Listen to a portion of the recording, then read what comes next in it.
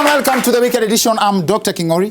Now, as you all know, or as you have heard, there was some action in Parliament at the National Assembly this past week. Now, these two lawmakers allegedly took the law into their own hands. I've heard their lawmakers taking law into their own hands. Hiyo ni kama kukula stock. Now, it was one of the biggest stories this past week, but for those who missed it, here's a snippet of how it went down.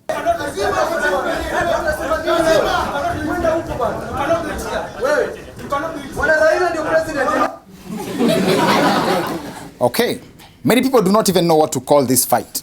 Some say it is a musical, in which case the altercation between Jaguar and Babu Owino would be described as a fight between Main Switch Productions and Grandpa.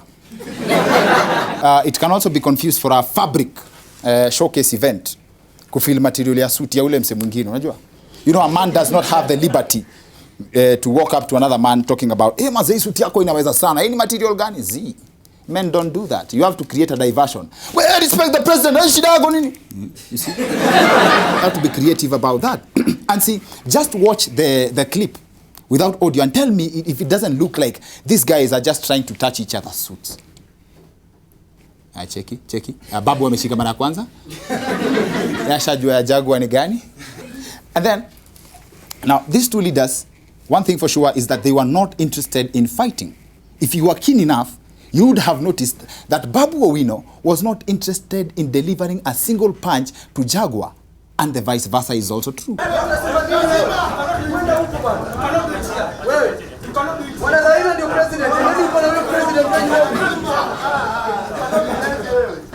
How clever. Babu Owino anajua kujificha. Babu can hide without running. And actually, I think I know who the role model wa Babu Owino in boxing is.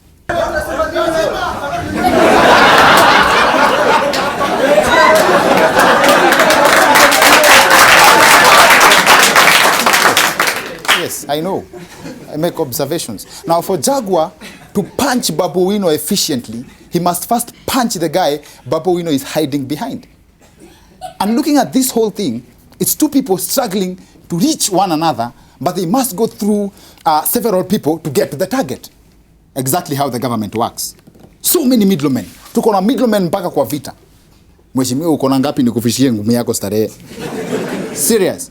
And see, there are people who made fun of this incident talking about, oh, both Jaguar and Babu Owino are cowards. Let me tell you this for free. In a fight, it's very natural to depend on the middlemen for safety. Hey, majamani shikeni bana nisingwe huyu Babu meno zimebaki. Very natural. If the two leaders were allowed to fight, alafu wangoane meno. Can you imagine Babu Owino chanting without teeth? Wananchithia! Wananchithia! Nothing. You can't. Can you imagine Honorable Jaguar singing without teeth? Nathima huu mwaka ni wathamani. Siende mbali nami, hata 1 centimeter. Guys, the people of Tarehe have chosen, it can't work. See, on a very serious note though, I don't believe Jaguar and Babu Owino are cowards. The behavior of being overly aggressive around protection is very natural, and it's not unique to human beings only. This concept was tested on man's best friends. Two rival camps of dogs were placed on either side of an iron gate, and guess what? The fierceness disappeared as the gate opened. Is this a coincidence?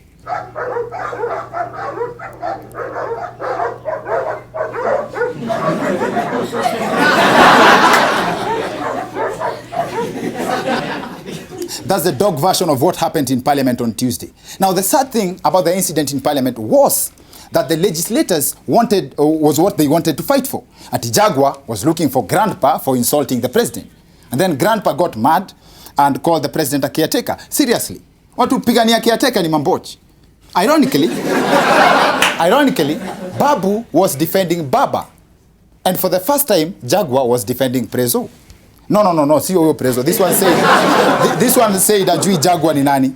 Now, Jaguar was defending the president of the Republic of Kenya. And in my opinion, as much as both leaders have since apologized over the incident, I find the reason for the disagreement to be very petty. Everyone has their version of what happened that day. Kuna watu kwanza nilisikia wakisema ati Babu Owino was mad sababu walisikia Jaguar anatoa ngoma nyingine. See, you guys need to get a chill pill. You first have to recognize that Jaguar has made it in life. The hating doesn't help. Get some chill pills, mazi. And Jaguar is the male version of Akothee. See, what does that have to do with anything? What does that have to do with anything? Okay, basi, let's say ni ukweli. Ngoma za Jaguar ndio zinaudhi Babu Owino. Mbona asivumilie kama the rest of us? Why? Ama alikuwa ameenda kumpea punchlines by force. Watu wengine wamesema ati issue ni Jaguar apendi ma light skin. See, whatever the problem was, the issue between Jaguar and Babu Owino fighting goes beyond the two leaders.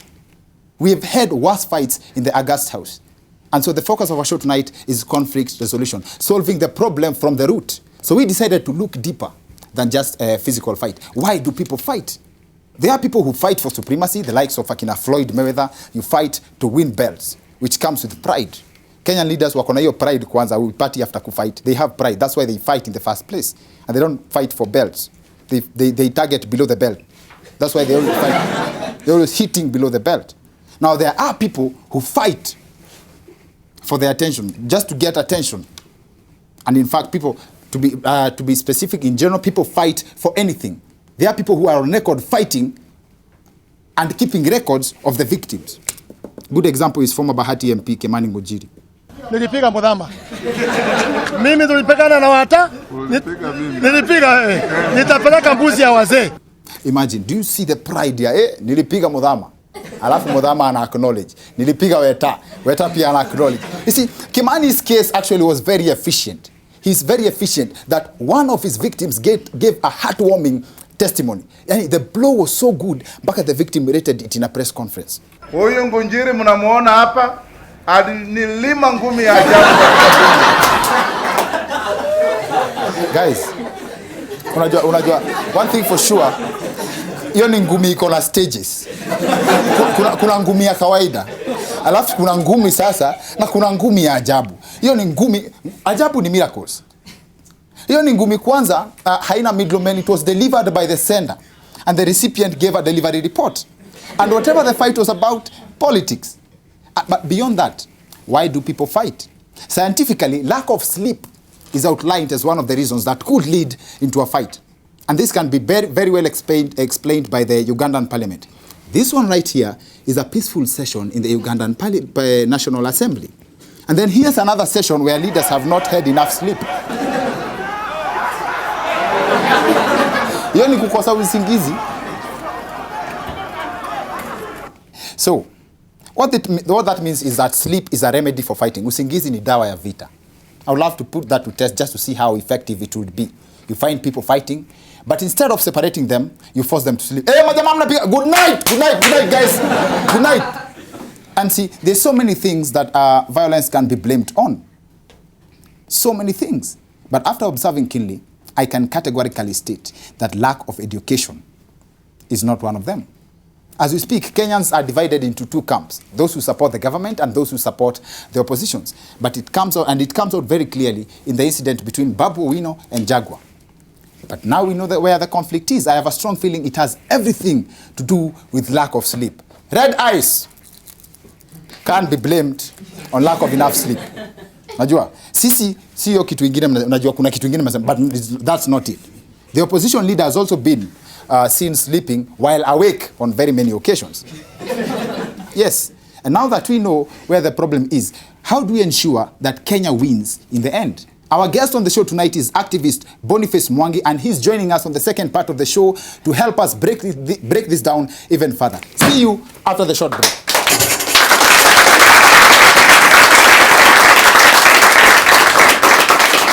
Welcome back to the Weekend Edition. I'm Dr. Kingori, and the subject on our show tonight is more like conflict resolution. And our guest would have been the one, probably, Babu Owino would be fighting. Kama vitu zingeenda poa, that is. The Irene Foster MP, Boniface Mwangi, ladies and gentlemen.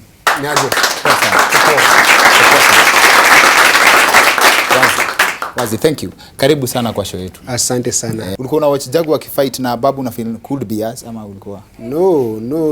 You see, pale kuna, it's very clear. Yes. When you have brain lightweights The only thing they have ni ngumi. Brain lightweights. Yeah, so kuna msema tibim telala, which are just slogans. Kuna 1 centimeter, na kio. So unajua wezi engage mentally. Na kama wezi engage kiakili, mna engage kimangumi. Hiyo ni mambo za empty heads. Ni majabs. Hata LSK walifight hapa kwa AGM na malawyers wamesoma sana. No, hii ilikuwa rahisi kupigana. Hakuna akili na hakuna ngumi ni ungefanya vitu differently aje? No, you see, like now today will be like 135 days since the NASS went on strike. Kuna strike ya manasis. Okay. So we'll be in the streets fighting for NASS rights. Ningekuwa na demonstrate ndani ya bunge, nje ya bunge, ningekuwa napigania.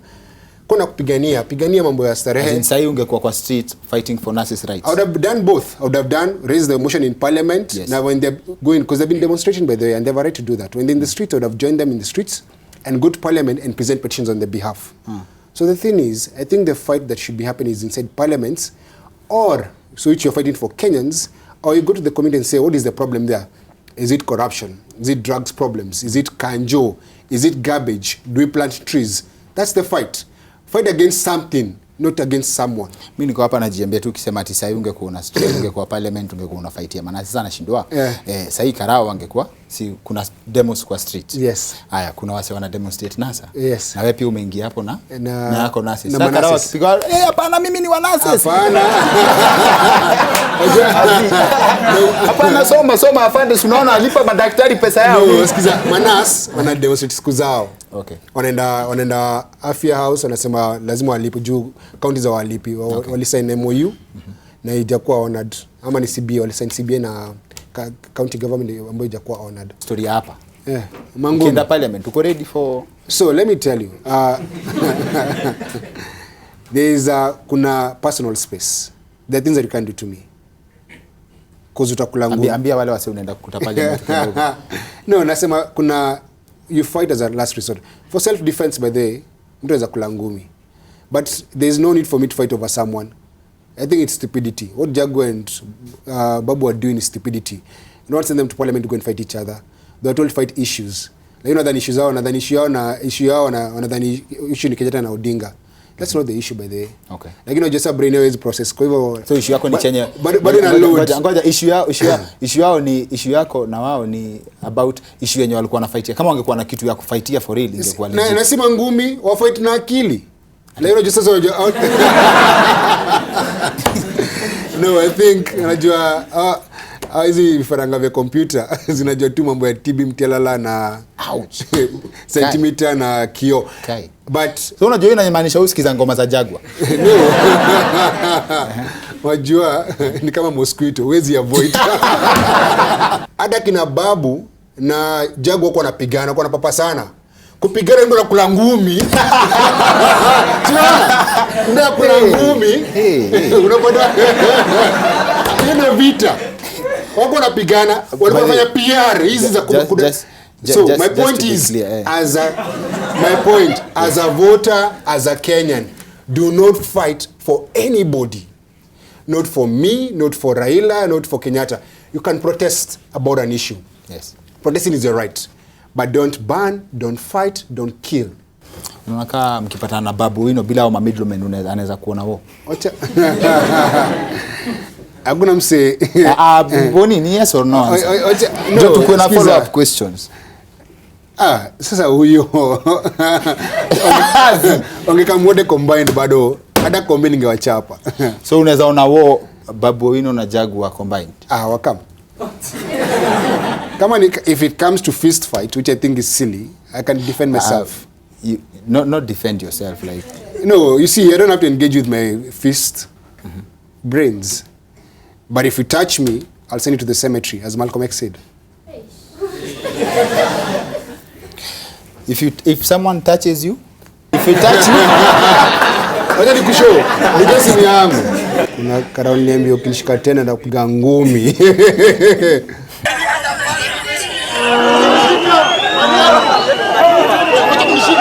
Tupa hiyo vitu kwa barabara. Boni anachota Karao. Wewe nini unaniambia? Anaingia katikati ya wasee. Hivi pole. Nicely played. very strategic. Tena umesema mtu akikushika you send them to the cemetery. Tuko na jamaa fulani alikushika. Tell us what happened to this guy.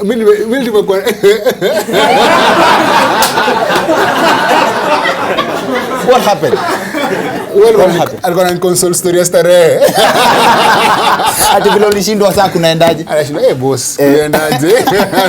Boni uko na book moja noma sana. Inaitwa Boniface Mwangi Unbounded. Na if you can zoom in kwa hii picha, Boni kitambo alikuwa vaa boxer peke yake. Kitabu ni mauzauza. I think this is a story of modern day Kenya. If you want to understand what happened 10 years ago, because 10 years ago Kenyans fought. Kuna mchatu wamekata mikono, watu wameuliwa, watu waliumia hii country. Let us not go back there. We can actually, that's why I'm for protest.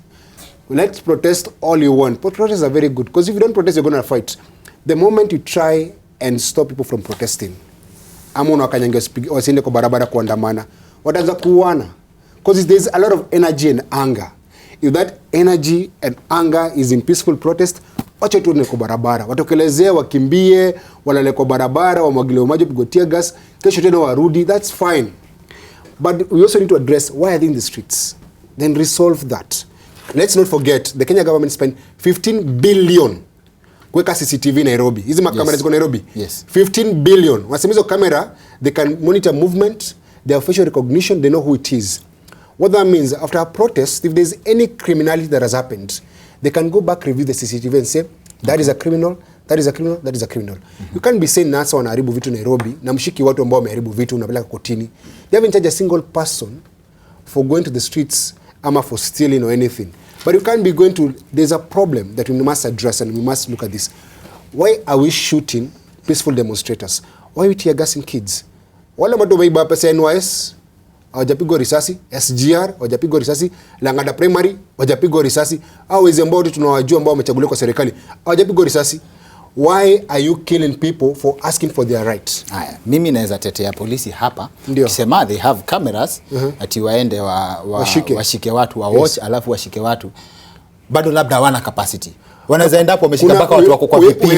We have 100,000 police officers. The other thing I need to ask Boynet and the government, why do we have police calling protests with live bullets? Kuna tear gas, vitu wa machozi, kuna zile gari ile maji ya kuwashawasha, hiyo maji washatu sana, na kuna njia mingi sana za tumia kuambia watu waende nyumbani bila kuwapiga risasi. I think killing protesters is very deliberate. Wanapiga watu risasi, wanaua ndio siende kwa barabara tena. But let me tell you, you can't kill everyone. As long as people feel aggrieved, as long as I feel they have to be in the streets, they'll go to the streets. Sawa. They need to be listened to. Risasi itasaidia. And you can't silence an entire population. NASA got over 5 million votes. Okay. You can't silence 5 million people with bullets. Kwa hiyo utafanya vitu mbili before to sign out. Hizi ni za issue specifically. Uko na two options. Yes. Either uchape jokes 3, 3 jokes, ama uimbe ngoma moja ya Jaguar. Jesus. Hiyo joke ni funny kweli kama wewe mwenyewe unaifikiria alafu unacheka. Nafikiria 3 jokes. Ama ngoma moja ya Jaguar. Ama uimbe basi. Haya, imba basi. Zizi. Niko nasimama ni national anthem. Ngoma ya Jaguar ama 3 jokes. Jaguar imba kweli. Hiyo ni joke number 1. Hadi na sweat. Mbona unajaribu kunitrick nicheke, si ndio? Umecheka. Wow. That's it for the weekend edition. Maliza kwa ile kamera. Show maisha but next week msipigane mangumi, pendaneni. Love, love, love, love, love. See you next week.